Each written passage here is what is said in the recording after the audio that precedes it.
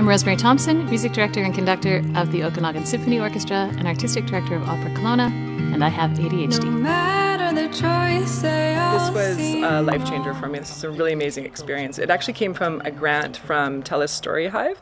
They gave $23,000 to 40 different filmmakers across BC and Alberta back in January, and the topic had to be a local hero. And Rosemary, I've known through work and as a friend, and she had shared this story with me about how she was diagnosed with ADHD coming into COVID, and when it hit, her usual schedule, which was really busy, got cleared.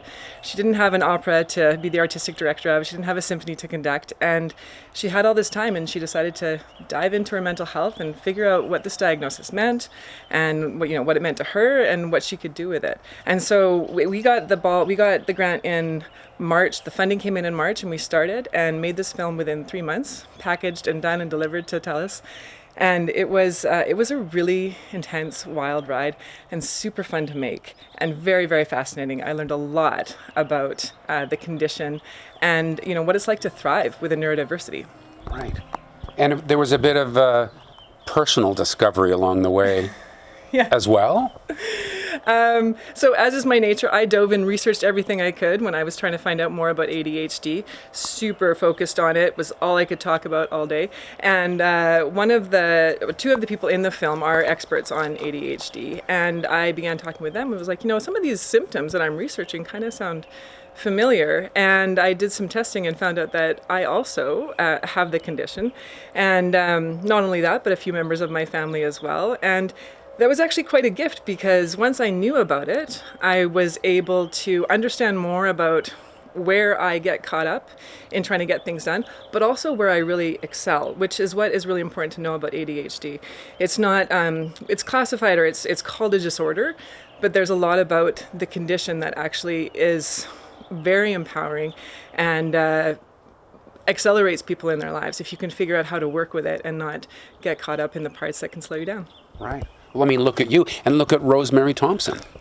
She's such a perfect example. She's one of the most brilliant women that I know. She's extremely creative, able to think way outside the box and bring together all sorts of people for incredible projects, which are some of the aspects about many people with ADHD. She works really well under high pressure.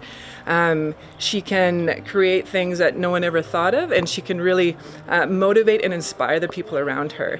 And through this process, she's like learning how to do the stuff that's maybe a little bit harder, like answer the 40 emails in her inbox or text someone back, but those things you can work with. And it's been quite a revelation to understand her journey, but it's also very empowering how she's become an advocate and a real supporter of getting educated around what it means to have a neurodiversity and how to thrive in the world as we function today with a brain that works a little bit different. Right.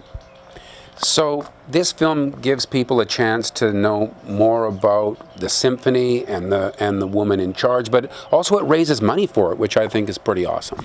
Yeah, so there's an event this weekend, Saturday at 7 p.m. at the Kelowna Community Theatre. It's the first big show back at the theatre since COVID. We are going to screen the film, which talks about Rosemary's journey in the ADHD, and then afterwards there's a panel discussion and Q&A. So if you or someone in your life has a neurodiversity or has questions, you'll have a chance to talk with the experts from the film and Rosemary about their journeys, and myself as well. And all of the money, all of the proceeds are going back into the Opera Kelowna and the Okanagan Symphony Orchestra and the Okanagan Symphony Youth Orchestra, who were all highlighted in the film. And it's being sponsored in part by UBC Student Wellness Center, and it's just a real community gathering, and we've raised almost over $4,000 so far for these two arts organizations that have been struggling through COVID and the quiet times. And we have a lot of people coming out. It's going to be really nice and all very COVID safe and friendly as well. Awesome. Thanks for telling us about it. Yeah.